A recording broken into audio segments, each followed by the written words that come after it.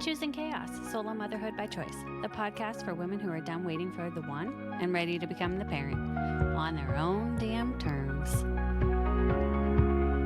We're talking fertility, pregnancy, emotional chaos, and the village that it takes to raise a kid. Sometimes you're crying in the bathtub. Sometimes you're crying because your toddler bit you. And sometimes you cry because you chose all of this. Welcome to motherhood, solo style. Let's get into it.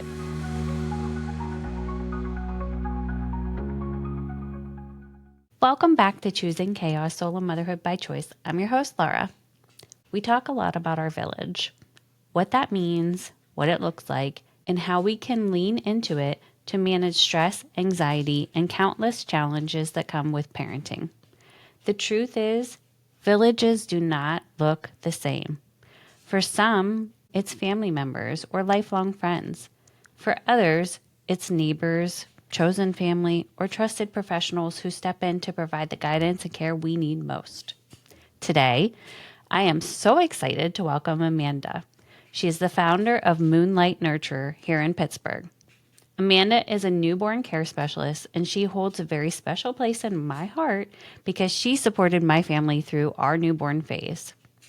Her knowledge, her compassion, and her steady presence helped us to navigate those uncertain, exhausting early weeks. In this conversation, Amanda shares why newborn care specialists can be such an essential part of a mom's village. We talk about the importance of setting realistic expectations, finding balance, giving ourselves grace, and understanding the role that schedules and routines can play in easing the transition into parenthood. Whether you're preparing for your first baby, welcoming multiples, Amanda's specialty, or just trying to figure out how to feel more grounded in those long nights, Amanda's insight is invaluable. Let's dive in. Amanda, thank you for joining Choosing Chaos. How are you today? I'm good. How are you? Good, thank you. To start, can you share a little about what a newborn care specialist is and how you got into this work?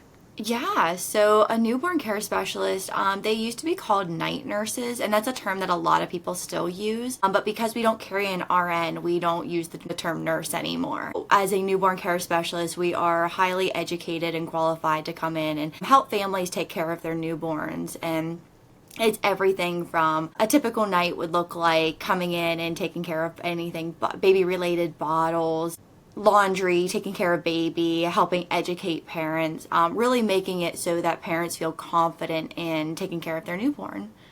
And how did you get into this work? I actually randomly came across the title on a Facebook page called Pittsburgh Child Care Connections. I'm not sure if you're familiar with. And I was scrolling and I was looking for part-time help, like to help families out whenever I had just had my third. And I came across the term newborn care specialist and I was like, oh, what's that? So I looked it up, and as soon as I read it, I knew that's what I wanted to do with my life. I've been fighting for years trying to figure out what I really wanted to do and what my calling was. And as soon as I read that, I just kind of started doing research from there and finding the best companies to get educated through and how to continue growing and really creating my own company here in Pittsburgh, because I was one of 2-3 newborn care specialists in the area to start off, and now I've been mentoring other people to become newborn care specialists because it's such a need here. Yes, it's a huge need. And what's the name of your company? I know because I work with you, but It's called Moonlight Nurturer.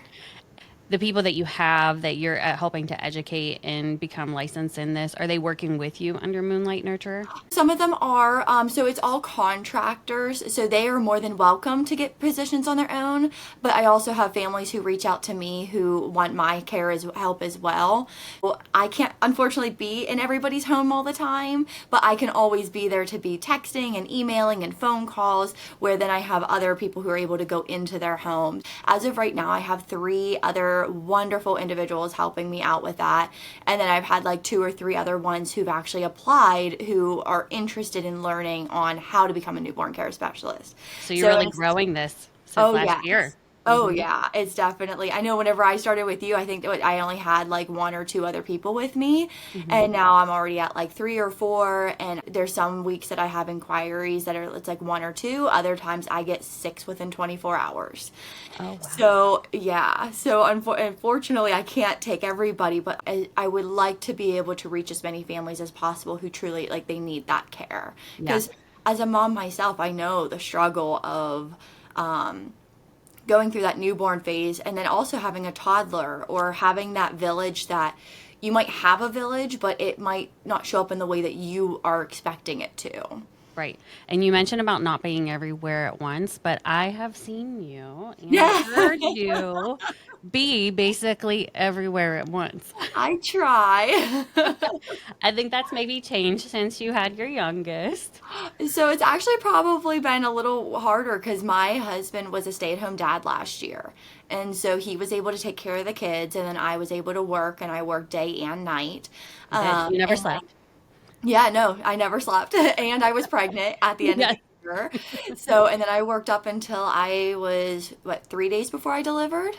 My gosh. And I had my little Maverick and had a client already lined up, and she had her baby a week early, so I got about a 6 week maternity leave. I've already hopped back into, it was supposed to be like 4 nights a week. I've been doing 7 nights a week because I've had other families reach out.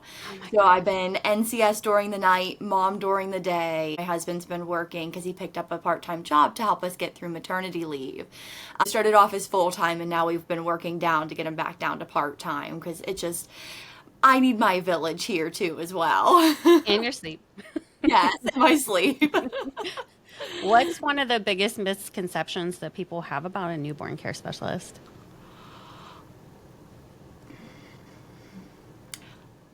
I would say that some families feel like we're going to come in and take over or tell them what they need to do. For me personally, I'm not there to replace you. I'm there to support you. And so just trying to help educate, and every family does things a little bit differently. Just for example, like they decide they want to start off with breastfeeding and they realize it's not working out for them. It's okay to change. We just communicate that and we're able to change things and pivot in different ways, and I'm able to provide tips and tricks, and you can take what you want, you can leave what you want, but at least then you have all these different ideas. And sometimes it's something as simple as taking baby into the bathroom with the steam just so that they can breathe it in, and they can drink a bottle while they're in there so they can breathe through their nose. I have parents who are like, oh my gosh, I never even thought about that. It's something that seems so simple, but just being able to provide those different unique ideas, because I am with so many different families and different cultures and different backgrounds. I have single mom by choices, and then I have families with twins, and I have families that are very involved in their baby, their newborn phase. I have other parents who aren't as involved. I have dads who are traveling, and so there are so many different family dynamics. Yeah. Really just being there to support whatever they've already built is really important. Yeah. And I have a question later about single moms by choice. Well, singletons and twins and single moms by choice. But for you were talking about breastfeeding. I think it really took you and my mom, because we know I was a triple feeder for quite some time, and it really took you and my mom letting me know that it was okay to let one of those things go and that I wouldn't fail as a mom because I was doing so much with so little time, and it was running me ragged. And I really do think that just hearing you say it's okay to give one of those up, and that one thing was breastfeeding and replacing that with continuing to pump, like that was okay to do. And I know I definitely struggled with that. And I think that's what makes what I do kind of stand out a little bit more is I am a mom. I've done this now 4 times, and I have personally tried to nurse, and I don't want to say failed, but she would projectile spit up. It wasn't even just a little spit up. It was to the point she was losing weight. We had to get on a special formula. Then my second child, she nursed up until a year, and I was pregnant with my third by that point, and my milk had turned back to colostrum. She didn't like it anymore, so she weaned herself. And then my third, I was ready to get back to work. And mentally, I could not do it anymore. I was nursing, I was pumping, it was just a lot going on. And now with my fourth, I said, I got this. I know exactly what I'm doing this time. Right. He doesn't want to latch. Oh And my so gosh, from the Maverick. moment he was born, even the nurses saw like he was just struggling to latch. For Oh, both mine and his sanity, I'm just exclusively pumping now, yeah. which has been wonderful because my one client, her baby can't handle formula as much. I've been donating my milk to her. It's been wonderful to be able to support another family in that way. I think I know who that is. Yeah.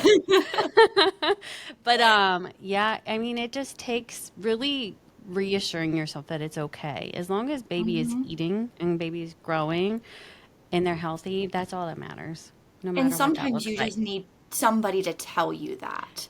Because Yes. there's Yeah. other professionals out there who kind of pressure you into you need to breastfeed, you need to not use a binky, you need to not do this. And some parents they just do all this research and they get this in their head that I can't do this. I have Mhm. to keep feeding. I can't give a binky. I can't when it's really all about moderation and what's best for you at the end of the day. Yeah, and you bring up the binky too. That's one thing that I think I learned from you is that it helps to reduce the risk of SIDS. And after Correct. you said that, I was like, okay, I'm okay with it because leading up to having my son, um, I was very anti, like, no, I'm not going to do it because you hear all the things that people say, and then weaning them off is terrible. But once you had sort of confirmed and reassured me that it helps to reduce the risk of SIDS, I was like, okay, it's fine. He can use one. And what I always try to remind parents too is that these are tools. Mhm. And this tool is going to be used for what the first year of their life, maybe a year and a half. They're not going to have it when they're 18. There's Yeah. always going to be a weaning phase. And yeah, sometimes it might be a little more rough than others. I know my little ones, we cut the binky. And Yeah. they had so much fun doing it. They were so excited. And then as soon as they went to go suck on it and it had no suction anymore, they were like, what happened?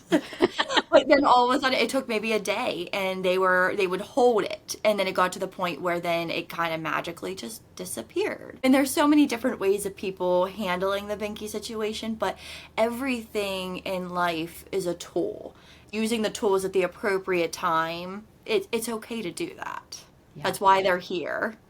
And you said a year and a half. Actually, I think Weston will wear an owlet until he's 18. Have you Oh, seen and that those is, yep, conversations? yep. I have an outlet myself with Mavi, and I don't think he's ever gonna have me out of it. That, and I have the snoo right now. This is the first time I'm ever using the snoo with him. What are your thoughts on that? Okay, so I have personally started using it when I had my first set of twins, and I was a little hesitant because I kind of already had like a routine of what to do. But the mom reassured me she used it previously, and what we did is it was just for nighttime. But we would put them in it for nighttime, and then during the day it would be still. And so the next set of twins, I did the same thing, and they sleep wonderfully. The first mom was very like on point. She knew exactly when they needed to go down, when they had to wake up. The second twin mom was a little bit more flexible with their schedule, but no matter what, like we had the babies downstairs in their bassinets during the day, and then for nighttime is when we would use the snoo. Again, it's a tool. It's a tool to use for a certain period of time. And especially when you have twins, it's very nice to have something to be able to care for one while you're still caring for the other one, whether it be feeding or changing. But then this one is getting put back to sleep. It depends on how you use it. For like Mavi, for example, like we use it for overnight. He's now sleeping, I mean, since he was like 12, 13 weeks old, he's been sleeping from like 8:30 until about 6:30 in the morning straight through. Wow. Oh Yeah. my gosh, he is a good sleeper. He is. And then he has his like perfect little naps throughout the day, but he does Oh. not nap in his bassinet. We are an on the go family. He's napping in the car, he's napping out in the living room. The girls are running around screaming and playing, and he naps right through it. So I try to keep that as well. He's okay napping pretty much anywhere. But there Which is are nice. some families too that you do have to get them into a dark room because Yeah. that's just the way that they are. Some And babies that's just a start a little routine. more. Yep. Yeah. Hmm. Those first few weeks home with a baby can be very overwhelming, as we know. What do you see as some of the most common challenges as a parent that they may face during that time? The hardest thing is the sleep.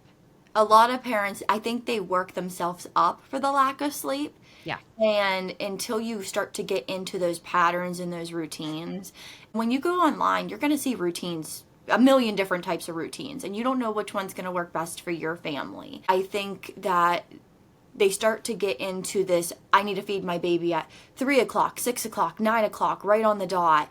And then all of a sudden in the evening, they're like, well, my baby's not due to eat, and they're fussing. It's like, okay, well, they're cluster feeding. They're trying to grow. As soon as I explain that to them, and I'm like, they're trying to get more calories during the day so that they don't need as many at night as their belly starts to grow, they're like, oh, that makes sense. It's more of just following their cues and following their routine, the baby's routine, and not necessarily what people are saying online. Or what an app might tell you. Yes. So, and I mean, those are wonderful guides to follow, but I always look for baby's cues. Like like last night, the babies typically go every 3 hours, but last night they were going every 2.5 hours.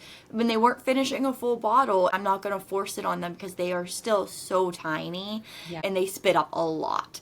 I just watch their cues. If they seem uncomfortable, I'm not going to force anything onto them, and make sure that they burp and all of that stuff. But I feel like that's definitely the hardest transition. Yeah. I think too, we want to try to get them down to sleep. So like we get like a moment of rest too. It's like a reset for us. So almost as a mom or a parent, you feel like, okay, well, I have to abide by this schedule in order for me to get like a little break in there, or to pump, or whatever it might be. We kind of push it. Whereas like you're saying, be a little more flexible in that. Mm-hmm. Yeah. What are some of the small but most impactful ways that moms can set themselves up for success in those newborn days? Call me. If you're in the Pittsburgh area or surrounding, and or Western Ohio. I will travel anywhere. Just give me a call. Yeah. Virtual stuff too. No, but honestly, the biggest thing is just letting yourself be okay to take a break. It's okay to not,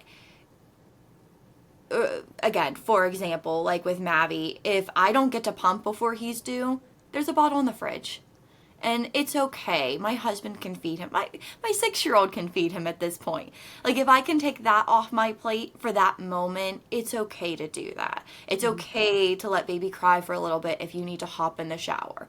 Not saying to let them cry excessively, but put the bouncer in the bathroom and play with them through the curtain and stuff, and really make sure to take care of yourself, because that's something that I have learned the hard way, is not being able to take care of myself, and running around and trying to make sure everybody else's villages are full, and not making sure that my time is just as important as well. It's hard as a mom because you feel like you're stretched thin, and especially if you have older kids. Right now we have, my oldest goes to cheer. First time for kindergarten, and she's going to cheer, and then my other daughter just started preschool. We're stretched in like a million directions. In that time, that's when it really is the most important to care for yourself as well. Yeah. Major milestones for your girls too. I know. It's been, well, especially with having Ronnie just turned 6 on Friday. We had 4 kids 5 and under. And that's all the big milestones are now coming, and we decorate the house for her kindergarten. It says like, watch out, kindergarten, here I come. We just took down the kindergarten for Isla, because we got big preschool coming. And yeah. Oh my gosh, I love that. You said about not having taken care of yourself. Do you want to expand on that a little bit? More of just making sure that, like, for example, taking care of myself is now having my husband step back part-time, because it's been me, myself, and I throughout the day. I do have, again, a wonderful team, but sometimes my mother-in-law's not always available, and my mom still works. My dad, he is newly retired in the past year. My dad, he's wonderful, but kids aren't his thing. I mean, he definitely can be there, and he can make sure they're alive at the end of the day, which is wonderful. Thank God. Yeah. But at the same time, like, I want to be able to be with my own kids. So being able to come home first thing in the morning and rest a little bit, and then being able to be with my kids, that's been like the ultimate goal to get to. Yeah. And not that, like, I love taking daytime positions as well, but I like doing them in short spurts. I don't want to be a daytime nanny, because again, my kids are growing up too. I want to be able to be there during the day with them as well, and see these milestones. And Mavi is our last one. Seeing him, he's smiling and playing, and just like the other day, he's sitting there and he's like actually interacting with his toys. And I'm like, this is the last time I'm gonna see this for the first time. With So, your like, own. yes, with my own. Yes, with my own. It's different. It's different when It it's is. your own. Yeah. And I get to snuggle him in a different way that I get to snuggle other babies. I'm just really trying to soak up every moment of it, just like every other family is. You get to contact nap, which I know you loved with Weston. Yeah. Those little snuggles are the Right, best. right. I just love watching their little facial expressions, and No. it just warms my heart seeing that. And there's nothing like a good contact nap. It's just like No, so there comforting, isn't. their little snuggles. Yeah.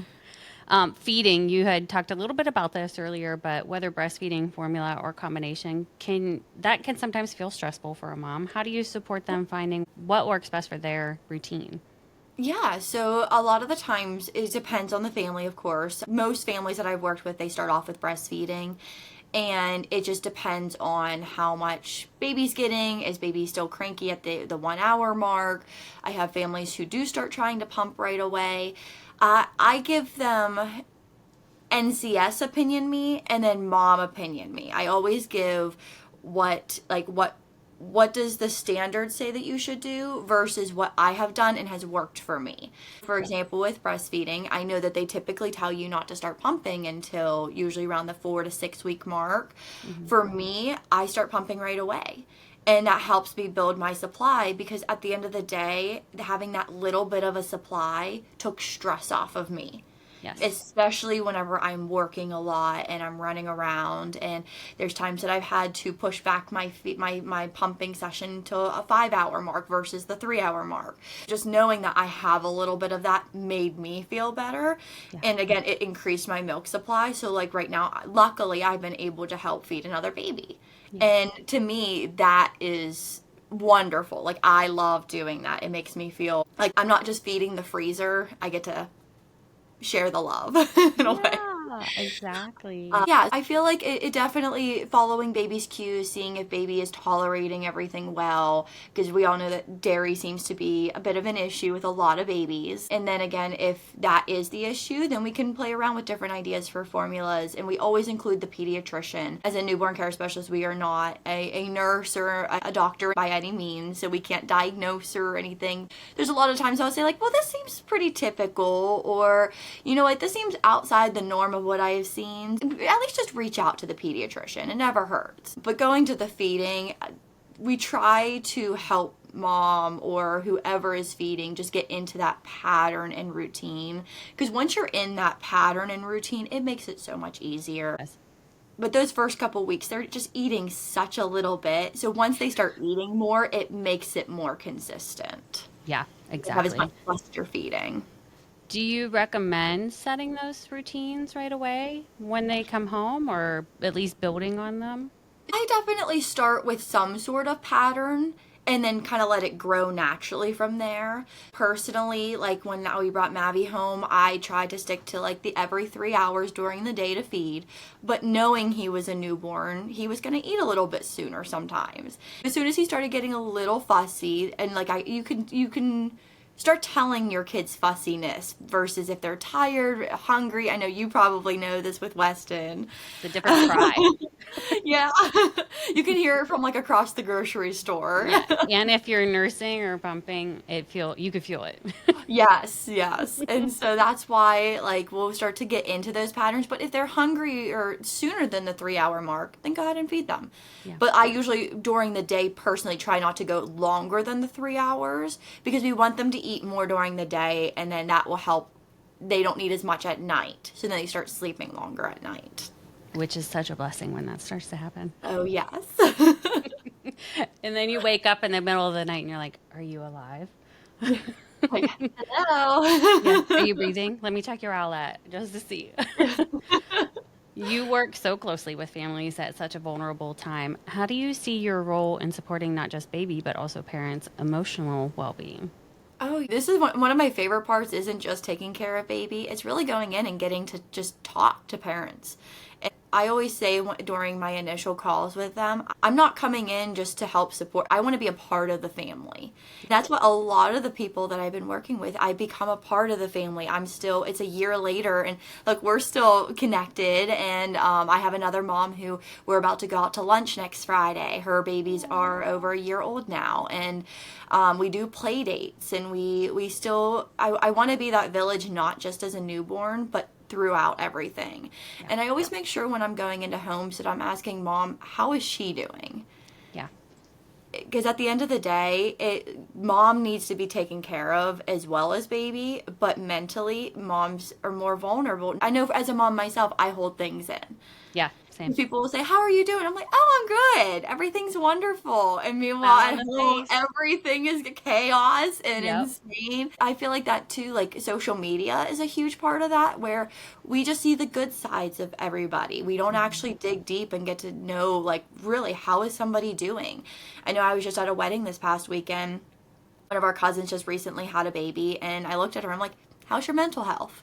Like, just flat out said it, because if you need to talk, I'm here. That's exactly how I am with my clients. I have a client right now where we just talk.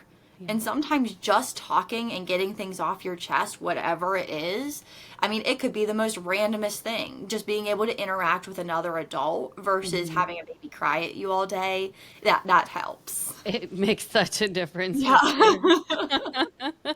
I know we had a moment earlier on after Weston was born where somebody else was taking care of him and you had to step in, but I had to really lean into you and have a vulnerable moment there that, like, hey, this individual is causing me significant anxiety and I just can't trust even going to sleep with this person here. And you really stepped in to change that whole dynamic for me, and I'm very appreciative of that. And I am so grateful that you gave me the opportunity to do so, because that's definitely that's something that I don't ever want to hear from somebody coming from my company, because it's definitely it is a vulnerable time. Like, as a mom myself, I understand. I am very strict on who gets to watch my own kids. And so the people I bring on board, I really have to go through and vet them, because I want to make sure that I could trust them with my own children before I would Absolutely. ever send them into somebody else's home. Yeah. A lot of the people who have been coming on board have either become or have been friends of mine. I know deep down, like, I could truly leave my children with them, and I have left my children with them. Then I know what kind of care is going out there. And the other thing I try to do too is whenever somebody's going into a home, trying to make it just one person, that you get to build that bond, you get to build that relationship and have that village with them. But I always say, like, you're not getting rid of me that soon. Like, you can still text me, you can still reach out, we can still have calls, but really getting to have that bond. I just had somebody recently who is newer to the company, and the mom was very hesitant on having her in her home. And I said, "You are absolutely going to love her. She is wonderful. I trust her with my own children." She has now not only extended her contract with her because she loves her so much, she's also been, she's a photographer. So she's been doing newborn photos with her as well, Oh and my doing gosh. family photos. And so everything's kind of just building. I love to see those connections being built, because again, it's not just what's in the home, but what's outside the home. Agree. I think one, we need to connect a little bit more outside of Yes. this. I struggled this past year, that's for sure. I've had my ups and downs. I'm just trying to survive most days, which is getting easier. But yes, we need to get together more. And also, if you have any babysitter recommendations, definitely shout them out to me, because Oh, that's one yes, thing I is I can. have not leaned into is more resources outside of my mom, really, because she's been my biggest village throughout this whole process. And it's hard. It's really hard to find people who you can trust and who are Yes. qualified, and who, again, who want to be a part of your village and not somebody. This isn't just a job. At the end of the day, like, for me, I feel like childcare, it's not just an everyday job. Like, you really have to love what you do and be a part. There's so many different dynamics to it. Even as a nanny, it's not just taking care of the kid, it's making sure that everybody's on the same page, everybody's interacting and communicating. And the biggest thing is communicating. I've seen so many things slip through the crack just because somebody hasn't said something that was on their mind. Yeah.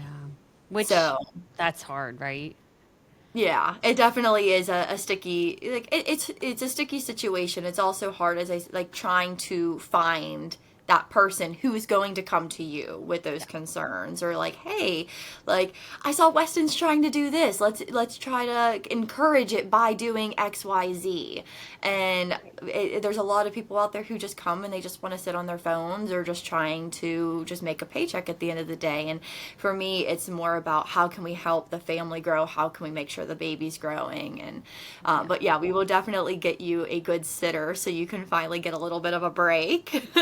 Like, going to the gym has been a few and far between. I mean, I have a little bit of a gym in the basement, but I'd love to go out to a gym and not be confined to my house all day. Oh yeah. Breathe the Um, fresh air. right. Yes, definitely need that.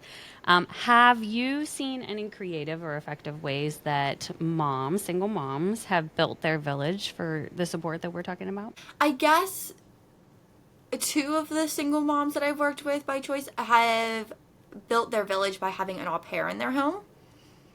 That's been like a real big go-to, between having me for the overnights, having an au pair for the day, and then also having family step in. But a lot of their family members are a bit older.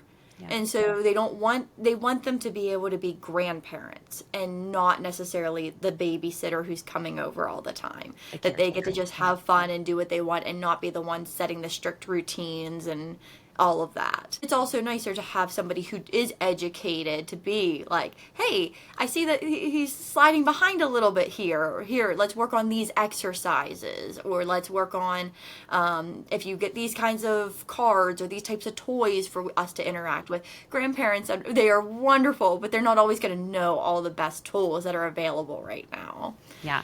Which I love my mom. I love that she helps with Weston quite a bit. But one day she put on Cocomelon and I was like, no, we are not watching Oh, Cocomelon. Cocomelon's a big hit in our house. Yeah. I was like, we're not watching that. Shut it off. Yeah, my kids have now been trying to get onto the whole YouTube, and I have a very hard time with that one. But I'm okay with Coco Melon. Most of the time it's on, and it's just the music. Yeah. Like it's like the Itsy Bitsy Spider or whatever. And Wheels on the Bus. My daughter loves the Wheels on the Bus.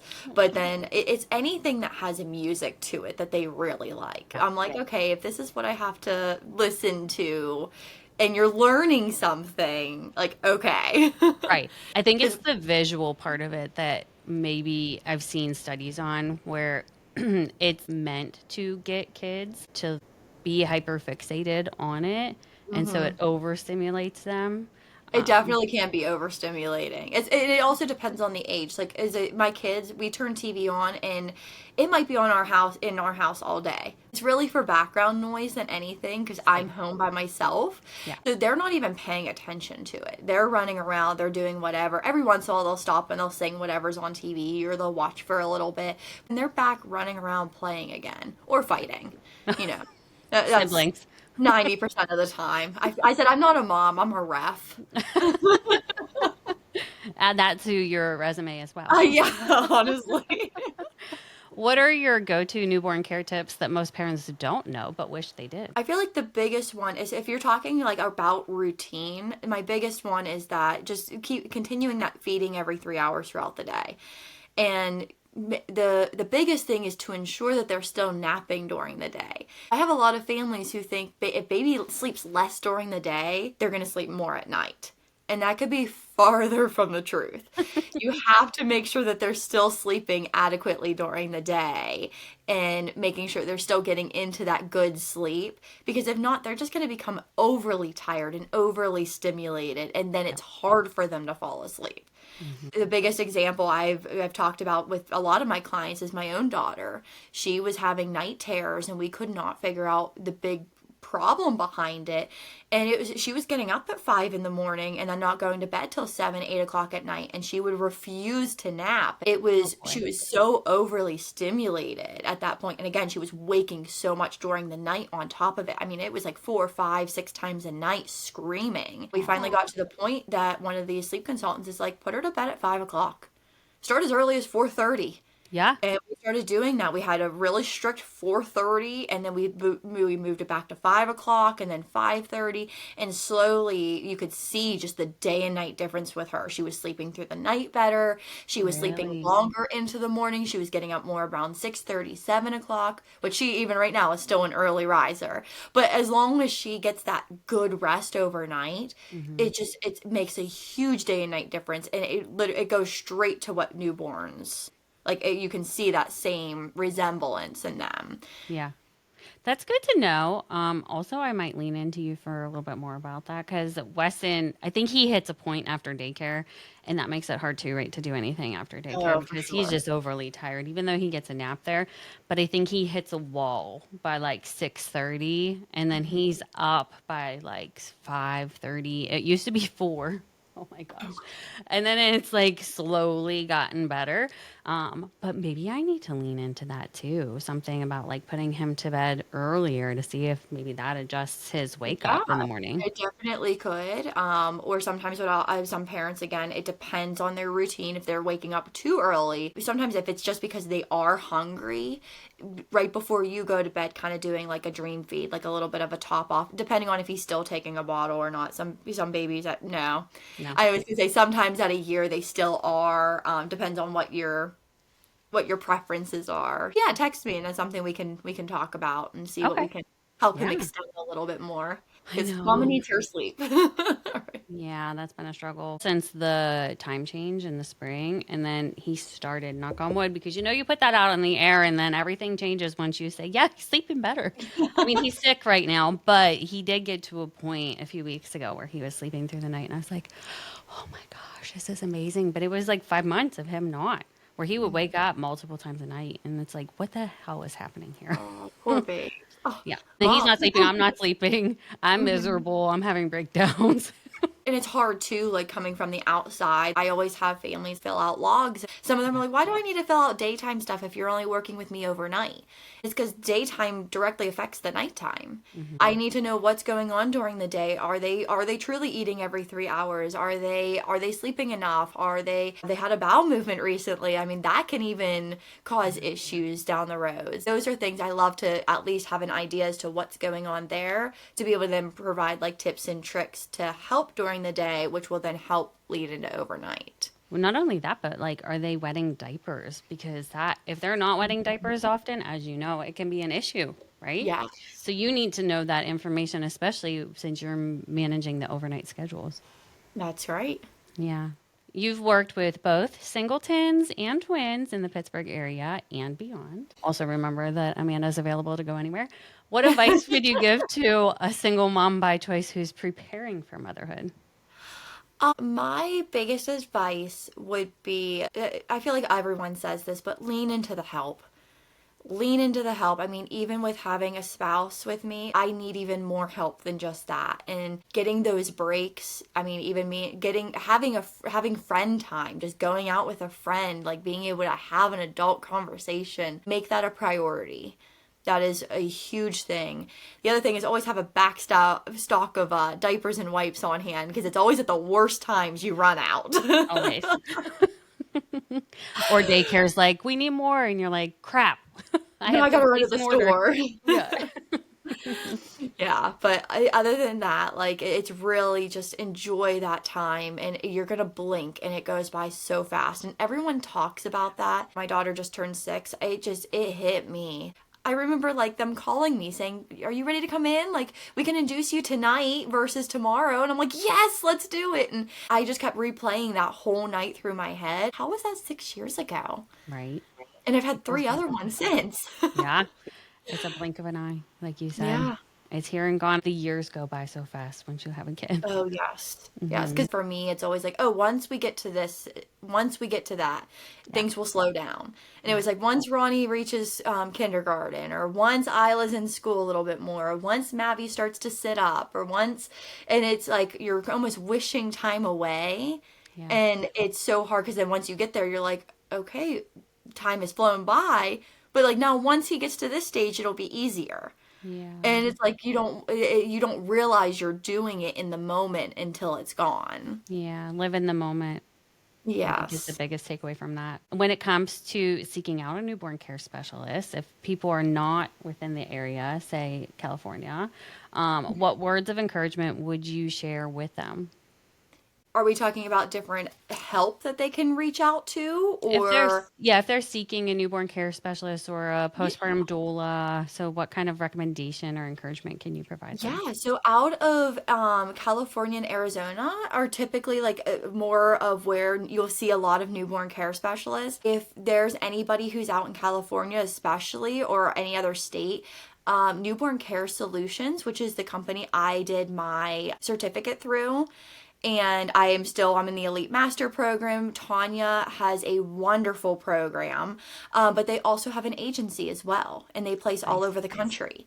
You can just reach out to them, and their wonderful team is able to find the perfect match for you and your family. Because, again, not everybody's going to do things the same way as you. It's always the best thing is trying to find the best fit. Yeah.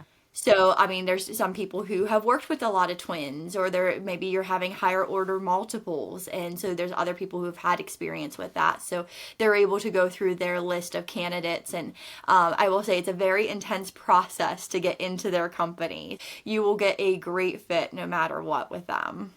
Have you worked with anything more than twins? I don't know if we ever talked about that. Not yet. I have been very antsy to work with like triplets or quads, and everyone's like, "You're crazy," and I'm like, "Nope. I would love it. I would love to be able to help out." Right now, I'm working with a set of twins who they were born a week before Mavi, so early May, but they were born at 27 weeks gestation. Oh, They are wow. technically 5 weeks adjusted right now, even though they just turned 4 months. They are They were so just viable, right? Because 26 is viable, right? they Oh, were born at 2 pounds. oh, little Yeah, nuggets. so they are little miracle babies, and just having those type of experiences has definitely broadened my horizons, and I'm always learning. Yeah. Nobody knows everything about every situation, and when I go into families' homes, I remind them of that. I might not have all the answers, but I know people that I can get answers from. And Right. that's part of creating my village is making sure that I have the resources to take care of the families that I'm working with. Exactly. Yeah. Which is comforting knowing that too. If you don't know it, that you're not going to just throw out any sort of information. You're going to Yeah. reach out Like, to good luck. others. Yeah. Look at or what is it? WebMD. Oh gosh. Google in Google it. general will lead you down the wrong path 100% of the time. Yeah. And I have more families who come to me stressed about looking things up on Google. I always joke like at the end of the day, like I'm the baby manual they forgot to send home with you from the hospital. Yeah. I have families all the time who send me a text and they're like, "Hey, is this typical?" And I can quickly answer like, "Oh yeah, that's very typical." Or no, "Hey, you should reach out to the pediatrician or reach out to this professional about that." Hmm. And sometimes just having that direct contact, they just feel so much better about it. Yeah. Yeah. And you don't have to go down that rabbit hole, the dark web. Exactly. You've supported so many families, my family being one of those. When you think about your time with us, what moments or milestones felt exceptionally meaningful to you? Oh goodness, you're digging deep here. I think every family has a unique time. Yeah. So, for example, the twins I worked with last year, I was with them from it was almost 7 months. I got to see every little bit of those changes up until they were almost walking. Yeah. I just being there to support them and encourage them. Like, I love to get to be a part of all of that. Being there for those first couple nights home, too. I've seen such a difference happen where I've had families where I'm there the first night that they come home, or I'm there a week or two after. And at that point, most families are like, "Oh, thank God you're here. We needed that sleep or we needed that break." And they don't realize it in the moment. But Yeah. just even this morning, when mom got up, mom turned to me, she goes, "I'm so grateful you're here." That to me, I wish I could just be there every day, all around the clock, just to help out because just to see that relief on somebody's face, it Hmm. means so much because I've been there. I Yeah. understand. Hmm. Yeah. When you would show up, I'd be like, oh my God, now I can like lay down, or now I can get a shower, or just do some laundry or something. Yeah. Have It was you time? Yes, have a little bit of me time. When you reflect on our journey together, what advice would you give to other parents of preemies who are just starting out? I would say to give it time. Give things time, because you can't hold them to the same standard as a baby that was born at 40 weeks gestation versus what 26 was this other family. They are going to be behind, but you can't think of it as behind. You have to think about it as they lost all this time to grow inside utero, and they grow so quickly those last couple of weeks, so they missed out on a lot of that. Just give them time, give yourself time. They're not going to be sleeping through the night at the same time as a baby that was born at 40 weeks, or they might not be eating as much, or they might have some more digestive issues. Like, just give things time and just try to relax. And I know that's the hardest thing, is to relax about things like that, because you're always comparing your family to other people's families or their baby situation. I I think feel like that is you're, hard, and that's a piece of social media that will get stuck in our heads, right? Because you see Mhm. other people, other babies meeting these milestones, but then to your point, you have to step back and remember that they are adjusted. They're adjusted for a reason, and they're not going to hit those milestones at the exact same time as other kids that were born around them. So just give yourself patience and love and kindness and speak to yourself, but also remember that with your child too. correct. Yeah, because it is hard. I even at 5.5 months, Weston was having issues rolling on the one side, and I gave it some time, and I asked to his daycare about it, and they monitored it, but it fast forward a few months, he ended up getting early intervention because he has a little bit of torticollis on the one side, and he has had some other adjustments because he was born 3 weeks early. You just have to get out of your head a little bit and stop worrying about what other people's babies are doing and just focus on Hmm. your own. And a lot of people, again, don't talk about it. Like, there's a Yes. lot of babies that I work with that have torticollis, or even my son. Like, I held him almost all. I don't do what I say I should do for as an NCS as a mom. I That's held him okay. almost around the clock. I'm like, he's my last. I need to enjoy these snuggles. But I held him almost all the time, and he still got a flat spot on the back of his head. And so we've just been working on, he favored the one side, and he did that ever since he was born. But like, I knew right away, okay, let's work on stretches, let's work on massage, let's work on keeping him upright. And that's why, like, we did pass him from person to person to try to keep him off the back of his head, because every time we would lay him down, he would favor that one side. That's why you always want to reach out to a professional if you have any kind of concerns, because there are different interventions, especially out here in Allegheny County. Like, it's wonderful that they have like the early intervention, and that's something that a lot of people don't even realize that is available. Right. So always make sure to like reach out to like the your pediatrician and people in your area, because there's a lot of free help out there. Yeah. An emphasis on free. I think a lot of parents don't realize that early intervention, it is Mhm. free. It's there for your child up until the age of 3 to help them developmentally hit markers that they might not be able to hit now. And you can correct me if I'm wrong, but I don't believe that there's any type of even like income restriction. Because No. I've been in families' homes where they have a very great deal of income and it's still free to them, Yeah. just as well as somebody who might not be hitting those income levels. Yeah. Yeah. It's free across the board, as far as I know. I could be wrong in saying that, but don't quote me on it. If you could tell every parent just one thing, what would it be? I feel like I'm being quizzed. Oh my goodness. Yeah. I'm Um, quizzing you here. There's a test after. yeah. Whatever your answer is the right answer. I would say, as a mom myself, and I feel like it's kind of repeating through this whole podcast, is just enjoy your time with them. Hmm. Like, tomorrow is not guaranteed. Enjoy every moment that you can get with your littles, because work is going to always be there, and running around and getting groceries, like, find easier ways for things that you don't need to physically do. Yeah. So for me, ordering groceries, because then I get to spend more time with my kids while somebody else shops, and then I can just we make a whole car ride out of it to go pick them up, Yeah. and we make it fun. And Yeah. maybe we'll stop to get ice cream along the way, or maybe we'll stop and get Burger King, because that's the only thing my kids want to eat nowadays.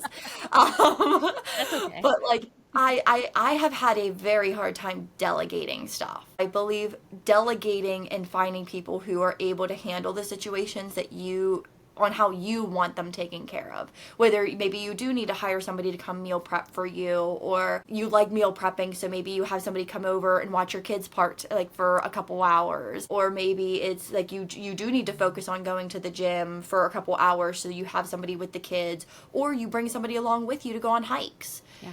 Maybe like just trying to do stuff to make sure that you are including your kids and you feel confident in doing whatever you're doing, and making sure that you and your children are safe, because unfortunately the world is a little bit of a scary place especially after you have kids. So Yeah. I know I try to take my mother-in-law with me a lot of the times to make sure that I have an extra set of hands. Yes.